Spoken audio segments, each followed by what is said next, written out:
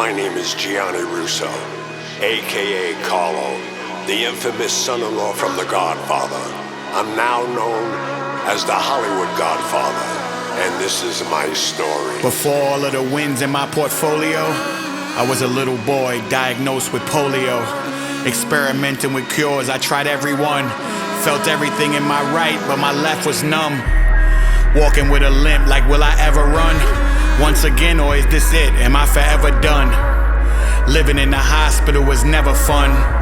Some people were cool, but not everyone. You never know who you're lying in a room with. So I broke a broomstick in half and let it groove with the concrete in the bathroom floor. It had a new tip, stashed it behind the toilet in case I ever had to use it. Cause one day Dolores had a chat with me. Said she got word someone was coming after me. My heart started beating rapidly. I looked in front of me and back of me. Who thinks they're whacking me?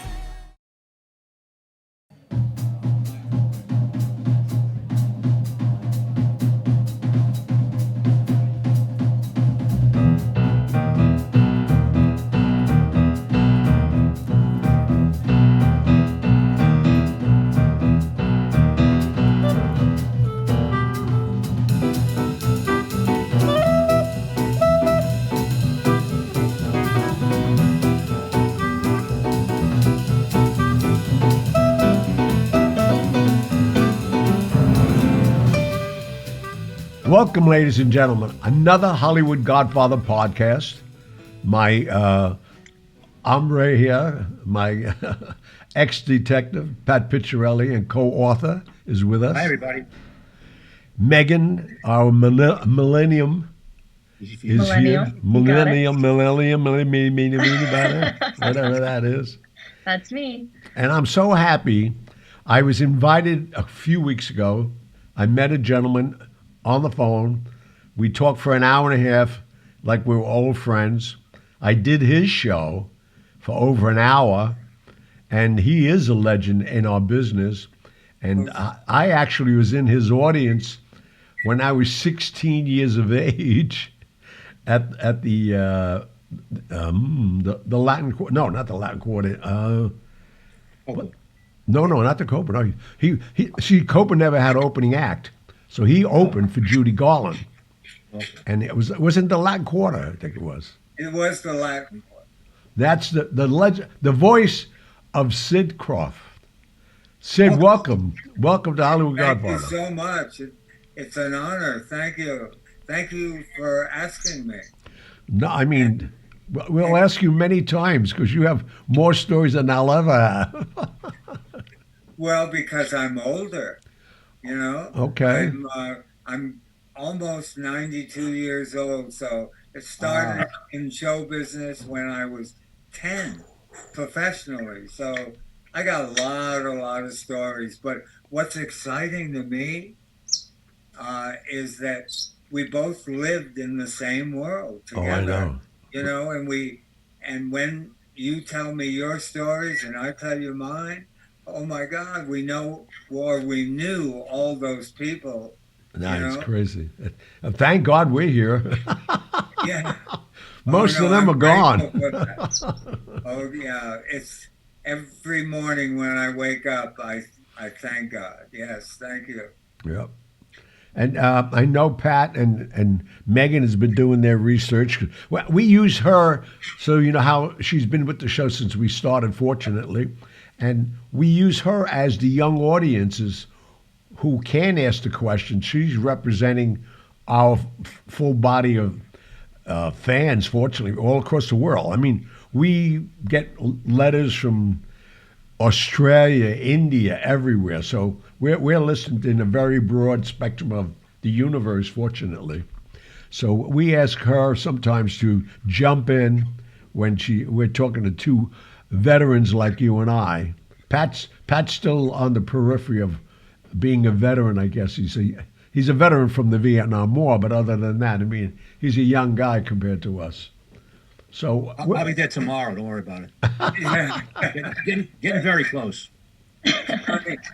Since we're talking about you're the godfather of Hollywood, and I'm the grandfather of puppetry. So Oh, I that's don't know wild. who's going to win, You who will. gets, You will. you Believe know, me. gets top billing, but I'm okay with that. No, But, you got top billing. Believe me.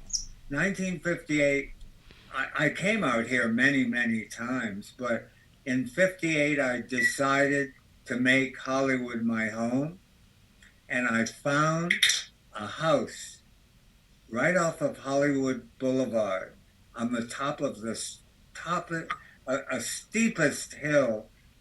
It was like a San Francisco hill. And this house, Rudolph Valentino kept his horses there. Oh, He was wow. a silent movie star and huge star in the 30s. And the coach house in the back of this property, I rented it and made it my home for 11 years. I paid $75 a month rent. And there was a little balcony in the back of the house. I could not see the Hollywood Bowl, but I could hear it. And the Beatles, that I don't know, 62 or whatever it was, I invited all the people I knew to experience the Beatles. We couldn't see them, but we never heard them because the little girls, for an hour and a half, you could just hear little girls screaming. And so that's all we heard. I know right where you are now, because You are. yeah, I know right where you are because I used to go to the Hollywood Bowl a lot, and if you just kept going up that hill, that's where you are then. Yeah. That's steep hill. That's a great location. Jeez. And then, of course, in 1958, that same year, I got one of the greatest jobs on the planet with the biggest star, Judy Garland. And can you imagine they picked me out of all the thousands of acts out there? And I did her national tour. We both knew her. And there's a great story. I don't know how much time we have. Our stories have to be really short, don't they? No, they don't. No, don't. No, go ahead. Oh, Take as much really? time as you want. We could have you back on. God, We I know don't the even- producers. I don't even know anybody, and my phone is ringing. Must I be really Judy don't. Garland. Okay. It's not there, Sid. I was living at the Chateau Marmont. I just got back from Europe. I'd been in Europe almost all through the early 50s because I played the Lido in Paris and the Folies Bergère, and I was in a big show in London. But I even appeared in Beirut. I also appeared in oh God, I don't know what to do here. Don't worry about my it. phones. I can't disconnect them. She just keeps talking, whatever. Must, And my bird keeps laughing at it. I have an African gray above me. oh, they're the best. I had them. They're the great talking birds out of all the parrots. I've had them for 28 years, and I have two Persian cats. They all hang out together. He kisses them on the lips all the Oh, time. that's wild. Yeah, and they're not like a parrot. They they have their sentences that make sense. Yeah, it's amazing. No, they are an amazing bird. Okay, back to the story. So anyway, I came back from Europe because Jack Benny brought me back for his Shower of Stars, his big special he did every once a month. And then I couldn't get a job because I'd been away so long. No one ever heard of me or something. I don't know what happened. And one day, I'm staying at the Chateau Marmont in a little room facing the alleyway. That's all I could afford. Where in the bathroom, it had a hot plate, so you could do what you had to do and boil an egg at the same time. With the worst room, the worst. Okay, and Jack Benny was at a party. Judy Garland was looking or Sid Luft, her husband, that was her manager, looking for an act to open at the Flamingo Hotel in Vegas Wow. and then tour the country, right? And that was her first engagement in Vegas. So it was a big, big, Oh big my deal. God, yeah. Yeah, So I get a call from Sid Luft, and he said, "We were at a party. I never heard of you." Jack Benny said, "Oh no, this is the act. You gotta, get this act. Would you audition?" I said, "I've never auditioned in my life." I said, "Do you know, just a month ago, I did a command performance for the Queen, and I played Radio City Music Hall, and I started naming all the places that I played. I just got back from Europe." And he said, "Well, we just can't hire you uh, like that. And then he hung up. He called me back. He said, "Well, I checked you out. Could we come over and meet you?" I said, "We?" Uh, he said, "Yeah, well, are you available today at 2 o'clock? Because we're going to go record at Columbia." I said, "Well, who are you coming with?" "Well, who's we?" He said, "Judy Garland at the Chateau Marmont in my little room with two people. It was, two people. You'd have to stand in the hall." Okay, so I run downstairs to the desk.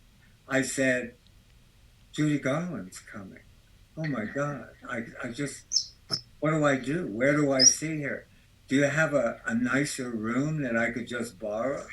And they said, "No, the hotel's sold out, but the penthouse at that time, the penthouse was a couple of $1,000 a night, you know." And they said the penthouse is available, but Sophie Lorraine is coming tomorrow. It's full of flowers. Don't touch it. Don't touch anything. You can only have it for an hour. So Judy Garland shows up. I'm in this big suite. I'm just a puppet act. Give me a break. A little puppet act. Judy Garland shows up with Sid Luft. I borrowed somebody's houseboy that was a permanent guest. Actually, it was Jack Benny's director and producer that lived at the chateau. And he brought up a tray of booze. Nobody wanted anything. And she just listened, and I wasn't getting anywhere. He just couldn't accept not seeing my act. As a matter of fact, my act was still in London. I had to ship it over. Okay, so anyway, we made small talk. I looked at my watch. I said, "I'm expecting someone, and I'm going to have to ask you both to leave." Well, I love Judy it. Garland got up.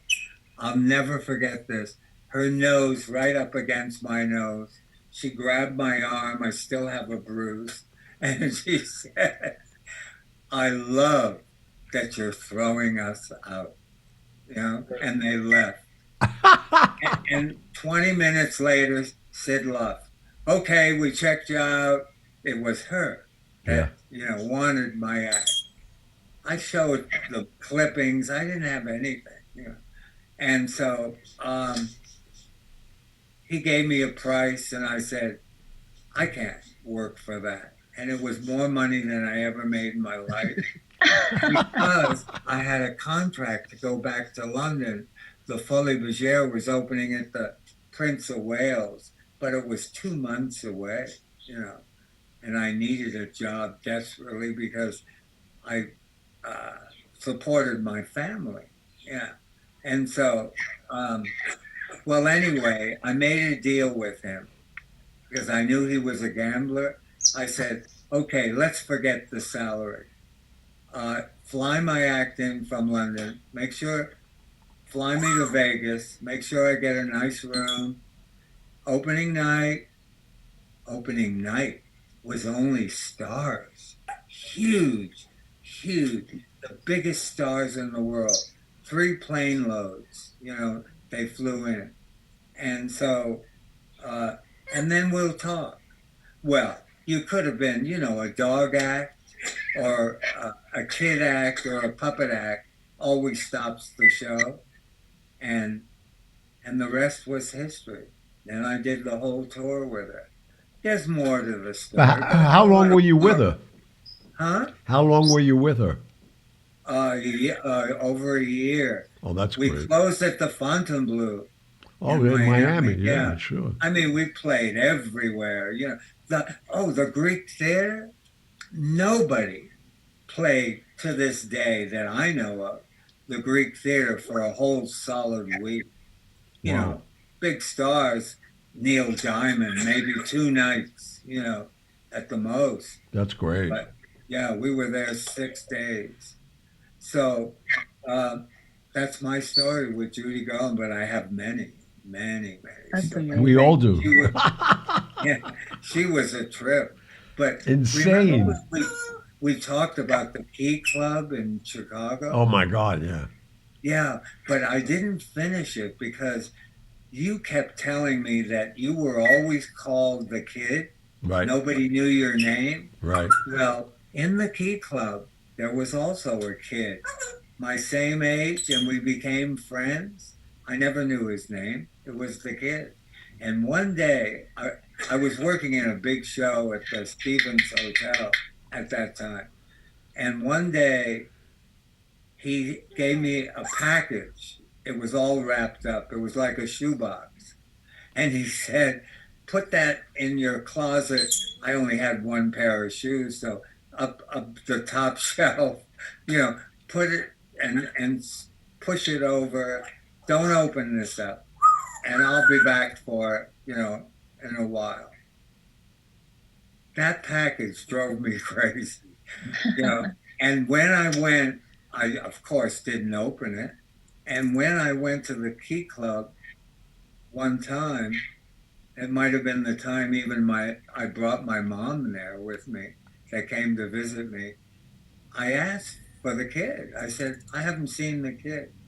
And they said to me, we don't know who you're talking about. There you go.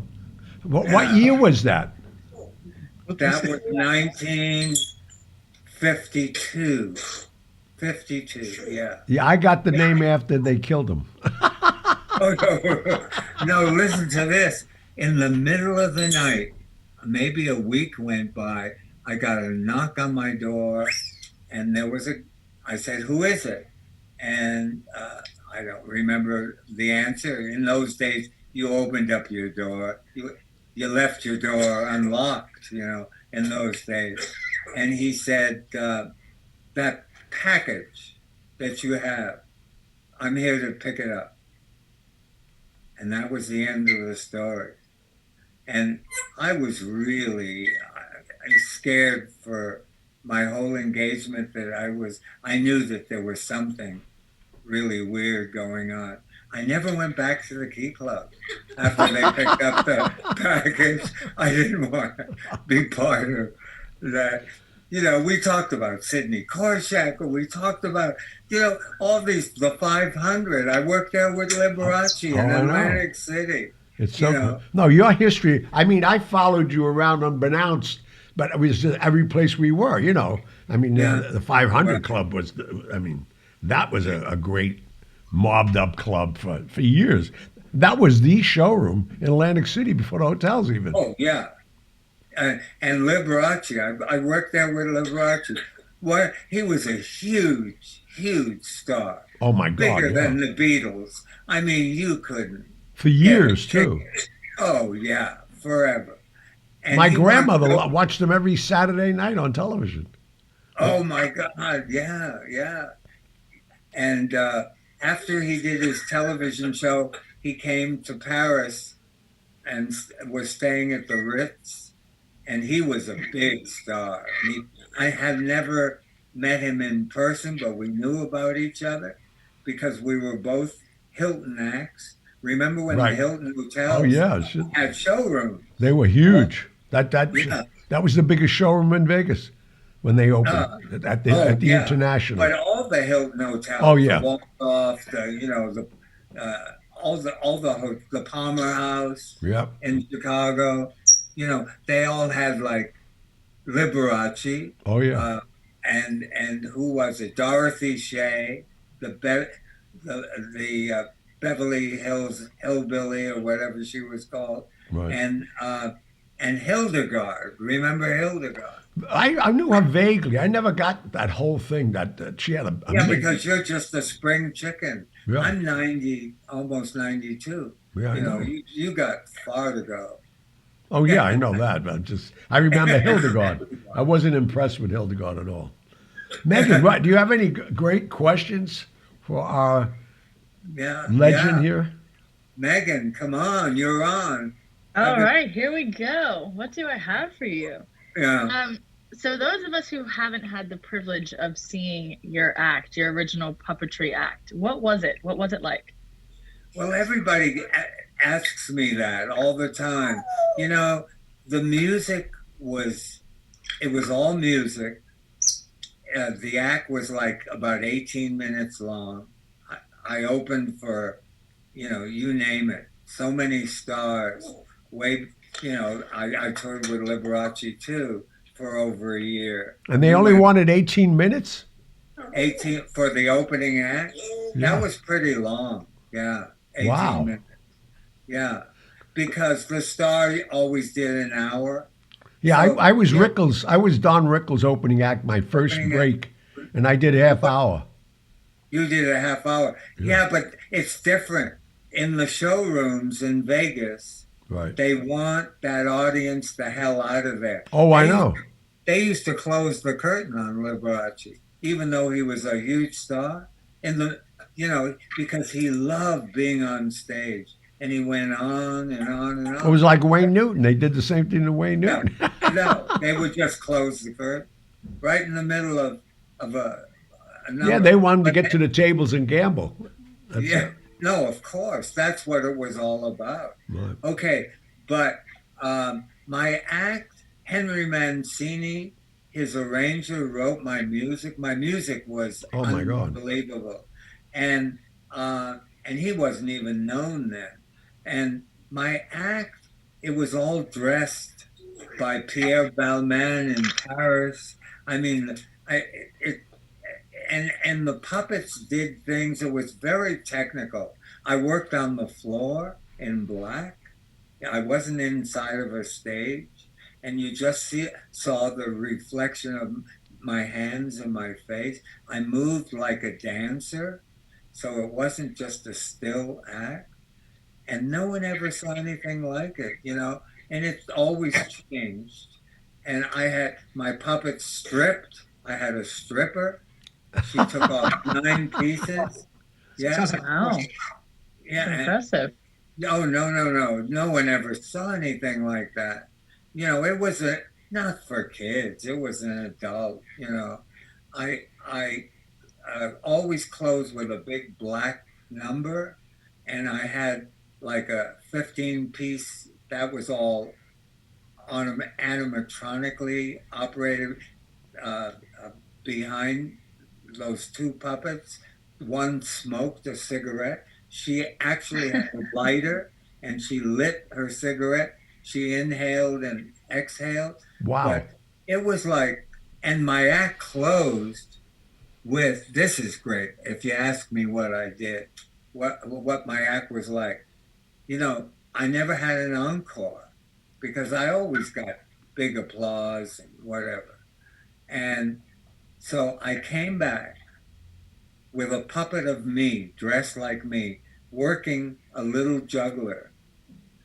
And the orchestra started up, and the little juggler it didn't work. He kept dropping his pins. And the orchestra would stop. The old vaudeville trick, make the audience nervous.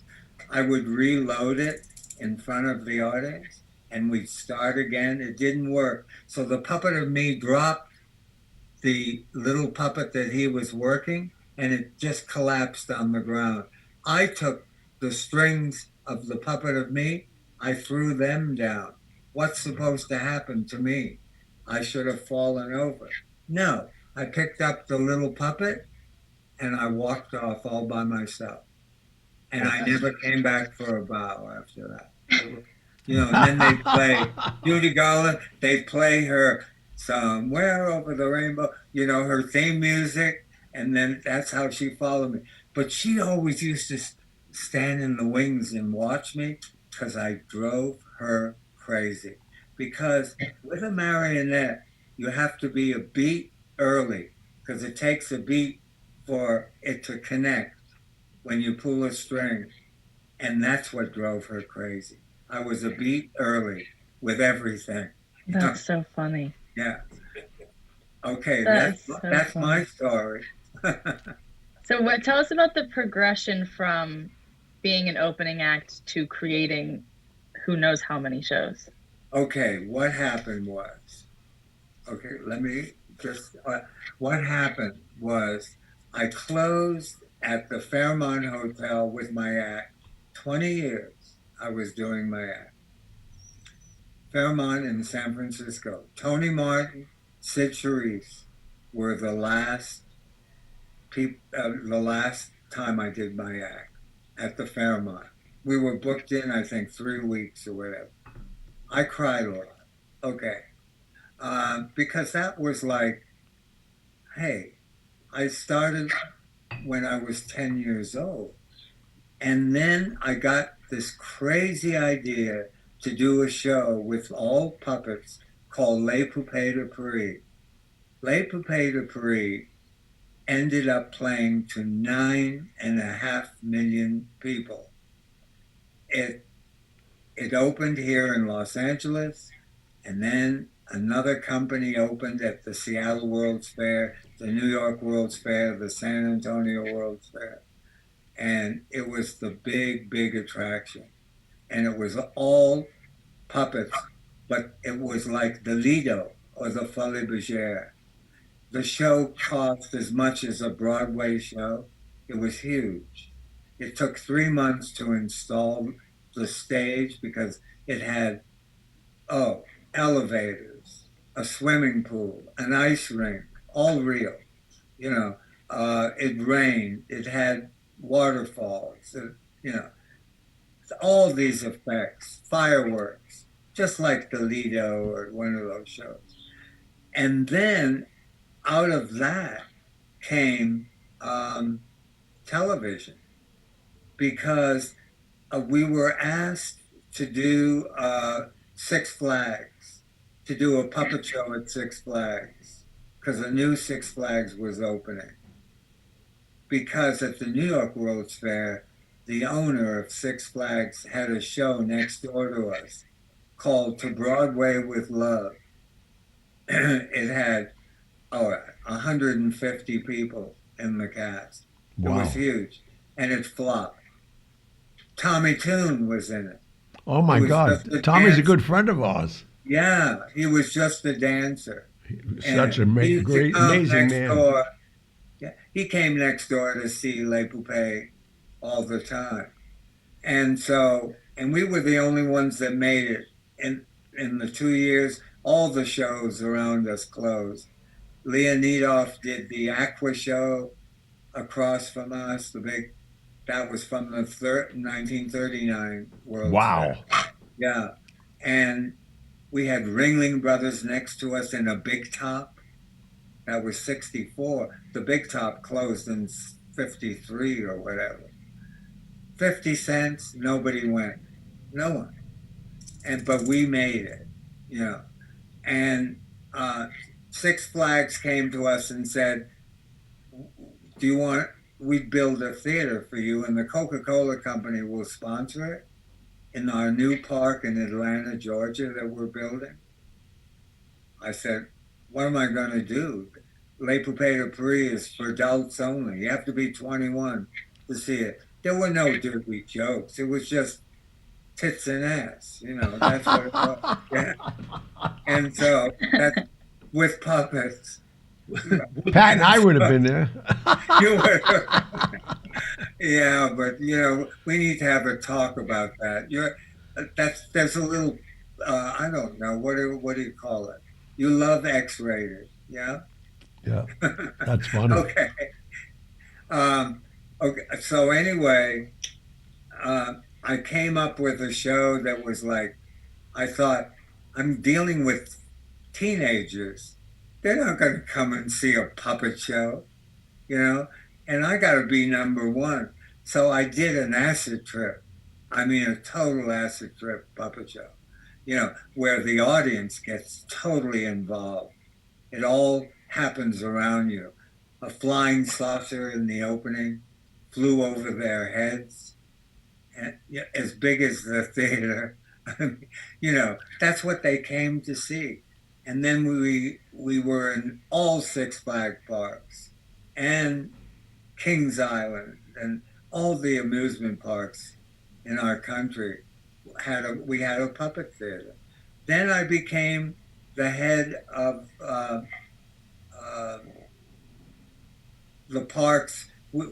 They opened up a place for us right behind the Burbank airport that we called the Show Business Factory.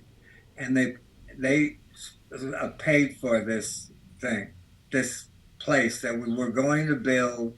They wanted us to be the creative heads of all the Six Flag parks and build the rides, whatever they needed, and that's what we did. I put together, it was like a Disney operation, put together the most incredible group of people. Sid, if I can ask a question, was any of your acts ever captured on video or film? You know what? That's a really good question. Les Poupées de Prix, I have tons of photographs and whatever. It was never ever shot. Can you believe it? That's a shame. No, it was hideous that we never did that because I don't know. My whole career, it's like my act. I would get a review and I would send it to my mom and she'd call me and say, that was very nice, and throw it away, you know what I mean? And I toured in Egypt. I don't have pictures of that. In Beirut, I worked in a club for the Arabs. I'm not talking about the tourists. I have stories. It's like unbelievable. They thought I was a magician. They didn't know how I did all that. And so it's just believing my stories, Even though I live in Hollywood, I don't make up my stories. They are all real, No, that's crazy that we don't, we have a huge warehouse with all of our stuff because we did 26 television series, did 28 live shows, It's like, it's insane. And I'm working on something so big right now, actually with David Copperfield. Oh, yeah, he was your guest. He was a house guest a couple of weeks ago. Yeah, he came to my house last week with his family. They all had their shots, so because they were the first people I've seen in a year, Yeah. I'll tell you though that he's an interesting guy. I watched him when he first came to Vegas. And that's 30, 40 years ago. 40 years, I asked him. Yeah. 40 years, Caesar's Palace, right? Yeah. He was an opening act for everybody. Right. And he had a hard time even getting a job at the beginning, he said, because magic was like puppets. Right. My first agent, in the Brill building, my first agent, and this is a mob story too, my first agent was in the Brill building. I just moved to New York from Providence, Rhode Island. Oh my God. I'm 14 years old. Raymond Petriarca territory. Hey, Gianni, I'm 14. My agent had an office with 2 pictures on the wall, a phone, a pencil, and a pad. And, and it was as big as my room at the Chateau Marmont, right? And I have my. But he was in the Brill building. That was the building to be in. He had the smallest office, like I had the smallest room, I come in with my puppet act that I had at that time, and I had a Victrola, and I auditioned for him, in the office, and he said, "Hey, kid," called me kid. Um, First of all, I've got to change your name. It's not going to look good on the marquee. But the biggest thing is I can't sell a puppet act. Just get rid of that because that's for little kids. And I book nightclubs and theaters, and you know, and uh, and he said, "You're going to have to come up with something else." Well, at the opening of our uh, interview that we did together, uh, remember, Kelly does the announcement and says, "The unusual artistry of Sid Krofft," right? And people wonder, what the hell is that all about with the gong? Well, I traveled with the biggest gong in the world. I own the biggest gong, okay? As a matter of fact, Frank Sinatra borrowed it from me because if you listen to his recording on the road to Mandalay, that's my gong. Oh, wow. Yeah. Okay. So anyway, that's the way my act used to open to get everybody's attention. I'd never let an MC come out and say, "Here he is, direct from Radio City Music Hall. Let's give him a big hand." I hated that, even as a kid. So whoever I followed off stage, the mic had to go off stage, and all he said was, "In the dark, ladies and gentlemen, the unusual artistry of Sid Krofft." Gong. Oh my God, it echoed 10 blocks away. That's The wild. audience, you were sold after that. So anyway, Jesus, what were we talking about? I just had a senior moment. Was it? You were talking about your gong. Did you ever do Ed Sullivan? Oh, twice. Oh my God, yeah. Yeah, we talked about it. Shecky Green was the second time I was on. And Ed Sullivan, That's a funny story. You should say it though. yeah, Again. Ed Sullivan had to look at the whole show, a run through, a run through right before they went live. And the second time, I was okay for the first time. He gives you about 3 minutes, 2 minutes, whatever. And I came back, and in my act, there was a big skeleton number. It was terrific, with a coffin, and it caught on fire, and the skeleton flew apart. And it was a great. It was like a little showstopper. Okay, so anyway, after the run through, I got a notice that I was fired. I wasn't going to appear that night. They gave me my check, and Shecky Green got really pissed off because we worked with him. And he was a big star then too. Oh, huge. He was the star of Ed Sullivan, that show. Yeah, he was the top attraction that Sunday. Okay, so he went to Ed Sullivan and said, "I'm not going to appear tonight." And Ed Sullivan said, "Why? Are you sick? What's wrong?" And he said, "No, that was terrible. Those are my friends. Sid Krofft, you can't fire him. He's a great person," or whatever the hell he said. You can't do that. So I did appear that night, and I loved Gianni. You said, what a great thing for him to do. Oh yeah, very few actors. That Yeah. At that caliber, when they're riding high, they are not going to jeopardize their career.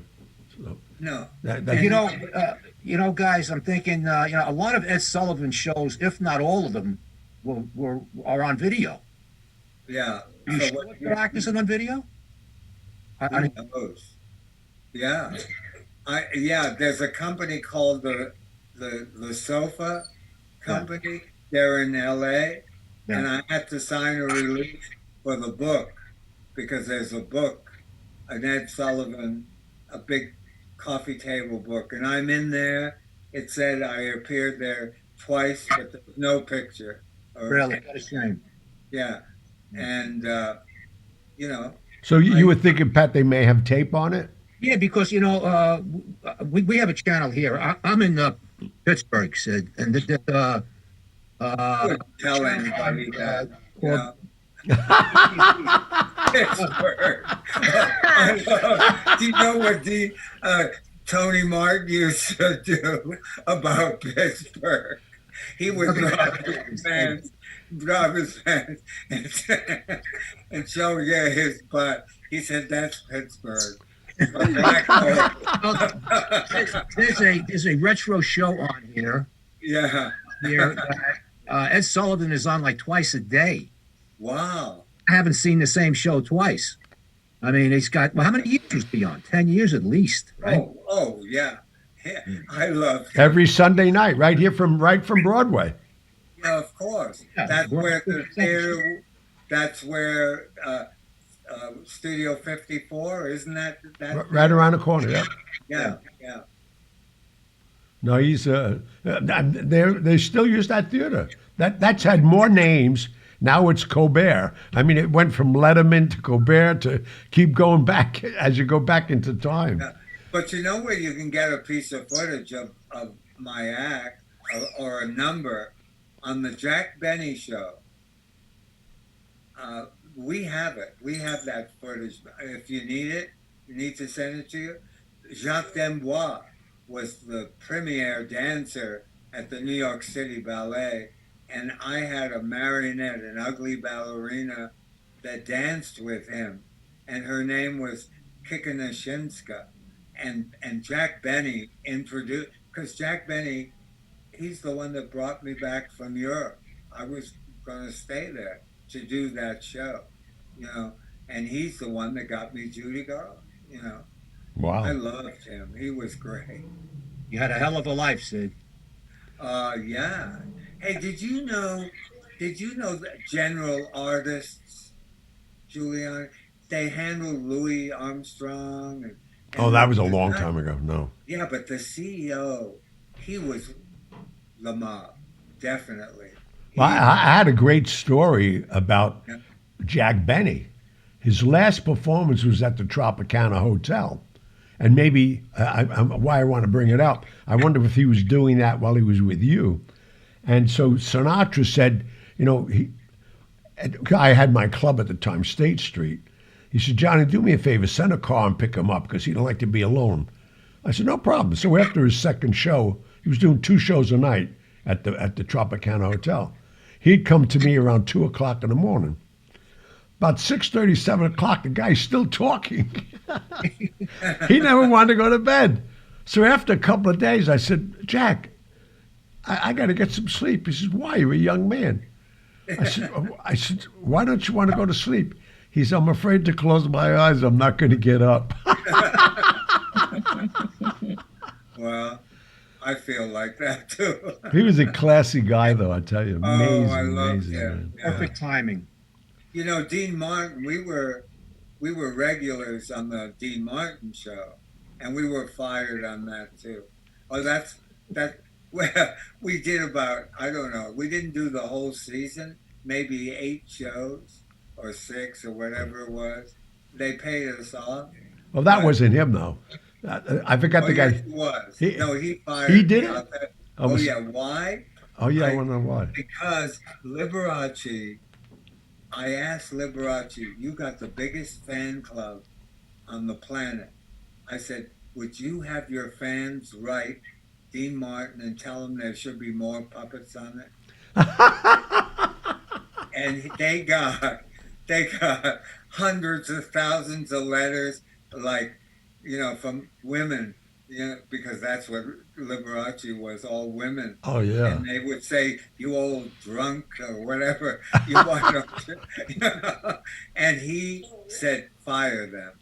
He got his office up to the roof was full of letters. Oh, wow. And so we were fired. Then we went with all those puppets to Studio Uno in Rome. Remember that show? It was That's a Studio what? Uno, Yeah, I mean, that's. television show. Yeah. And That was we were Berlusconi. regulars. Wasn't that Berlusconi? Yeah. Yeah. Oh, yeah. Yep. I And we remember were that. regulars on that show. Also fired. I've been fired. Yeah. Sophie Tucker, when I worked with her at the Latin Quarter. Oh, you're going to tour with me. You're going to be my opening act. Never happened. You know, I've heard so much bullshit in my career. That's Hollywood, right? Yeah. Oh yeah, man. Oh, yeah. And no. You know who's Hollywood? Gianni. Hollywood. You keep saying you're the godfather Yeah. of Hollywood. So you're taking the pressure, okay? Oh, I don't mind taking the pressure. Believe me, I've had such a great life, and we didn't. In fact, Pat and I can't even take the credit for the title of the book. The editors told us what they wanted to name it, and we loved it. What they do, and they did it well. They did it well because They sure did. it was the smart move. Coming from The Godfather, and they wanted to use it. I wanted to use it because of my ego. I wanted the association, but they called us one day and said, "This is the title." And you want to know something? Hollywood is people are so fascinated with that word. oh my God, yeah. All over the world. And I got to tell you something. Because I announced to buy your book, a couple of times, I got so many messages from people thanking me. They just love it. And Oh, good. Well, when you talked about Marilyn Monroe on my Instagram, oh my God, Paul Rubin called me immediately and said, the press is going to pick this up. Oh, good. Did it help you? Well, they didn't. I don't know. Or maybe they will. Apparently, your parrot liked the book too. He's very vocal. He's hyping it up back there. Yeah. My parrot? Yeah, Yeah. like He's going crazy up He there. sounds like Groucho Marx to me. Oh, we had him on the Donnie Marie show, and he never appeared because they took him away in an ambulance. I don't know what happened. Oh, wow. He had an attack, heart attack, on our set during rehearsals, but I did get to meet him, and in his dressing room, I sat with him for a while, and then something happened. I hope I didn't cause it. I don't think so. Yeah. How is our producer doing? How's our time, my dear? We can wrap it up whenever. We can tell another story, whatever you guys want to do. Well, what do? You edit, right? No, we go straight through. No, we'll keep it all. We keep Oh, it you all. are? Just as it is. Oh, no, we Yeah. keep it all. Well, when I talked about general artists, because they were my agents for a little while. I was with the William Morris office, and all those agencies, Oh, as hello. you know, they're like a delicatessen. They just take orders. They Well, don't no, get you know done. why? As we mentioned on your show, what most of the people don't realize in our business, if you wanted to work, you worked for the mob indirectly because they owned every club. That's right, and they're the ones Who make that the would decision. request you back. Yep. Yeah, like Boston. I can't remember it wasn't the Latin Quarter. I can't remember what the name was. I worked there with Joey Lewis and Jane. I don't want to say her last name because I know. I don't know no, she'd be over 100 and Oh, yeah, something. she's not No, alive anymore. I don't think she's around. No talent, but a great body. And big, you know what. Hello. Hello. Well, we're going to have you back on, though, because you're such a delight. And, Well, thank you so much. And half the title of our show is Hollywood, and you know a lot about it. But we really appreciate you being on with us today. Well, I played the Coconut Grove here I know. a ton of times because they had big bands, and I was always the perfect act because they'd only have one act. The singers, and they would play their famous tunes, Tommy Dorsey or Oh, the whoever. Coconut Grove was the last club there. Yeah, and you know what the Coconut Grove? You had to get dressed up. Oh yeah. Even on a Monday night, you had to wear. The women had to wear gowns, you know, and I went there also uh, I went there with Tony and Sid Oh, and they were the best. And the Reagans Oh, came sure. with them because they were really good friends of them. Right. And I'll never forget, everybody was they were sitting around. I was just listening. And, uh, and they were talking about all the scandal in Hollywood, and, just scandals, one thing after another. Oh, their dinner parties late at night. My God. Yeah, like all the dirt. Oh I yeah. mean, And what else? people don't know the original Rat Pack wasn't Sinatra. Them. It was Bogart. You know, Wow. Humphrey Bogart had the original Rat Pack. Him and his wife.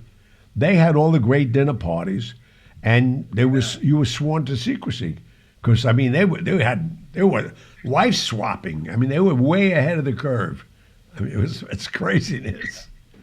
You might have to edit this story. Humphrey Bogart. Just bring up a name, and I have a story. I'm at a Broadway show. It's intermission. Of course, we all go to the bathroom, right? And I'm at the urine, and I don't know what made me do it. I looked over at the person next to me, their face, and it was Humphrey Bogart, right? And I said, hi. I thought I knew him. Hi. And he got so perturbed with me, or whatever the word is. He was just really mad at me, and he pulled his zipper up and caught it. Oh,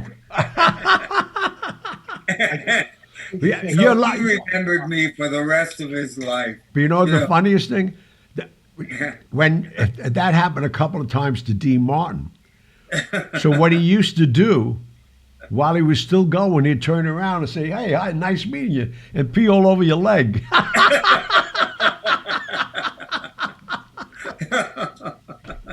We're gonna close on that one.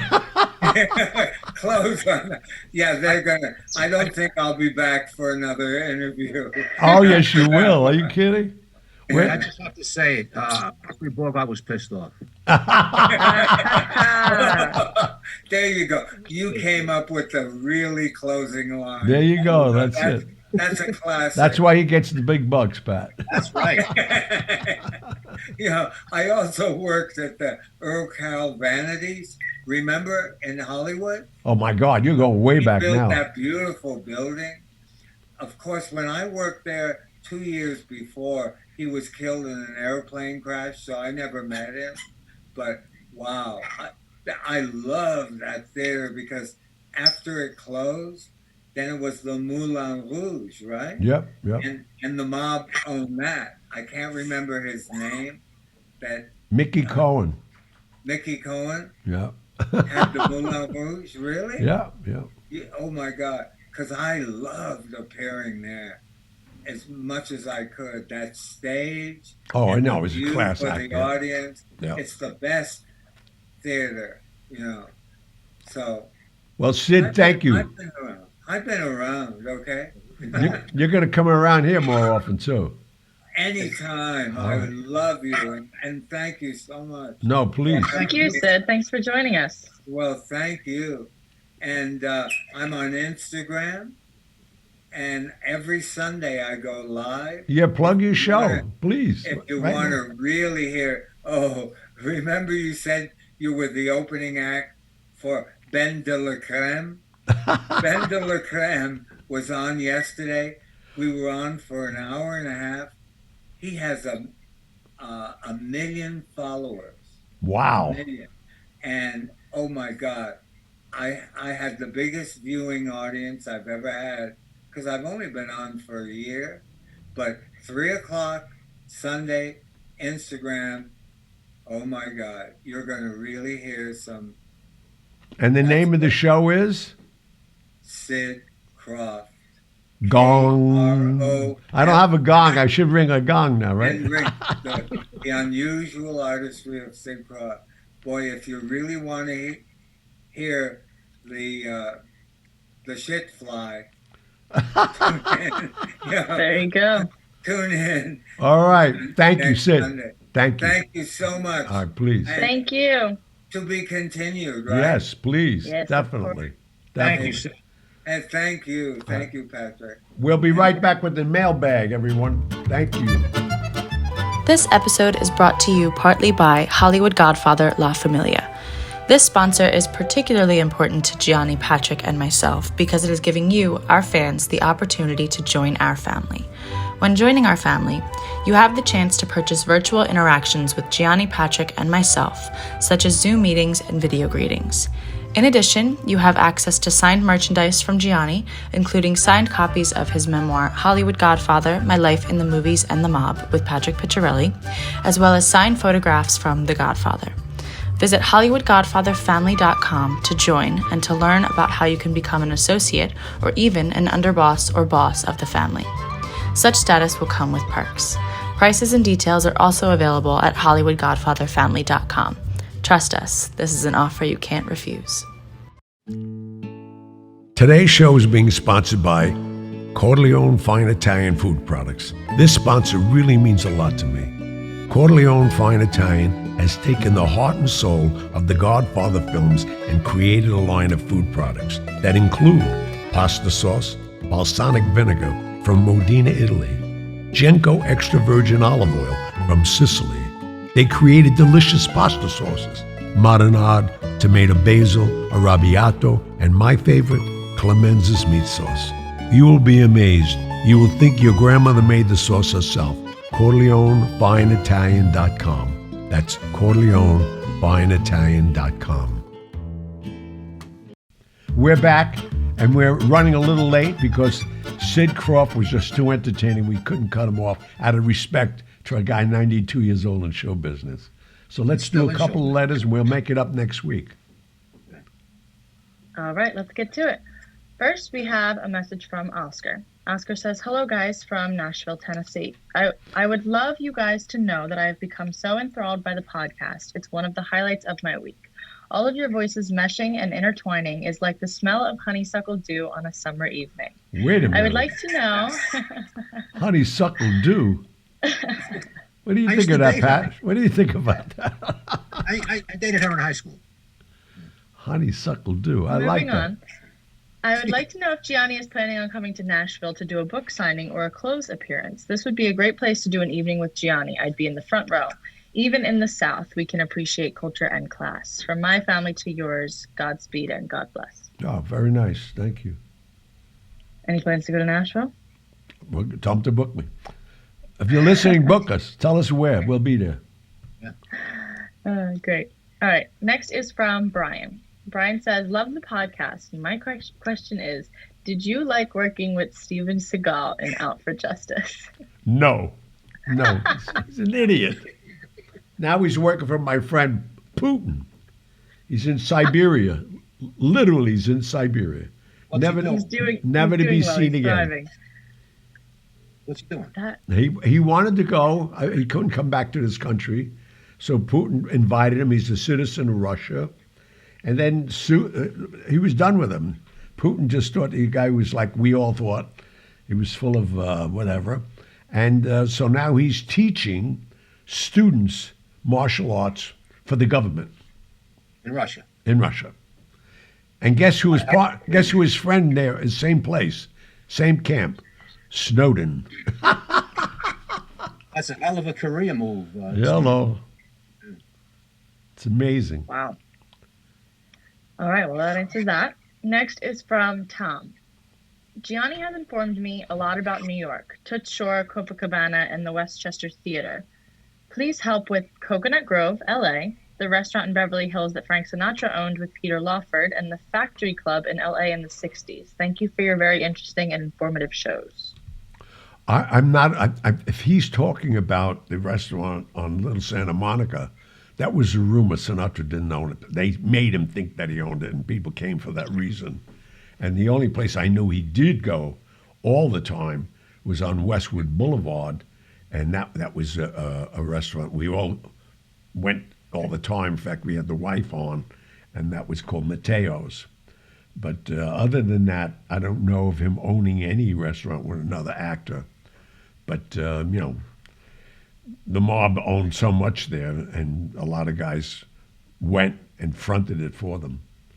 But that's the only knowledge I have about mob and the West Coast. So what can you tell Tom about the Coconut Grove and Factory Club? Well, the Coconut Grove, I mean, that's a major hotel. It was a big nightclub, but not owned by no mob. And that's where it's known because that was the assassination of Robert F. Kennedy. Okay. Yep. So that's the answers I have for that question. All right. Moving on. Next is from Paige. Paige says, I'm a huge fan, in all caps. I listened to Gianni's book right when it came out. I love that he read his own story. And Patrick adds so much, quote-unquote, background to Gianni's life stories. And you, Megan, hold the podcast together beautifully, and your perspective on things is appreciated immensely. Thank you. Wow, that's nice. Question. What does Gianni know of the Boston's Isabella Stewart Gardner Museum robbery? I know nothing about it. And I wasn't there. I wasn't in town at the time. It was actually a burglary. And I've heard so many, I have friends in law enforcement, and I mentioned this a few weeks ago, that one of them told me that they have it solved, they know where the artwork is, and they're going to expose everything shortly. I don't believe a word of it. I don't think they solved it. I think the FBI's ego is crushed. That rarely happens, right? Hello. Right. It's just, it was, if there's a perfect crime, that was it. I'm sure they know who did it. Prove it. Yep. That's the problem. Interesting. Well, Paige, thank you for your very sweet message. We're going to leave off with that for tonight. Please. Great. Pick up next week. Don't forget to tell your friends. Don't forget to write critiques. We look and need reviews. And thank you for your loyalty, man. Stay safe. Wear a mask. God bless you all. Good night, gang. Good night, guys. If you're feeling sad and lonely, there's a service I could render. I'm the one who loves you only. I could be so warm, so tender. Call me. Don't be afraid, you can call me. Maybe it's late, but just call me. Tell me and I'll be around. Or when it seems your friends desert you. Thank you for tuning in to the Hollywood Godfather podcast. You can contact Gianni Russo, Patrick Picciarelli, or myself, Megan Horan, with your questions and comments through the contact section of our website, HollywoodGodfatherPodcast.com, which is where you can also subscribe to our weekly newsletter. You can also call and leave us a message at 646-776-3038. Remember to follow us on Instagram at Hollywood Godfather and on Facebook, as well as leave us a review on Apple Podcasts. We'd like to know what you like about what we're doing, what you'd like to hear in the future, and anything else you might suggest to improve our podcast. Most importantly, hit the subscribe button.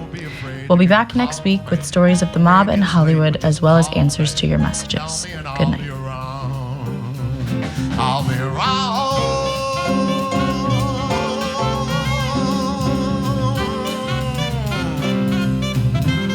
Give me a call.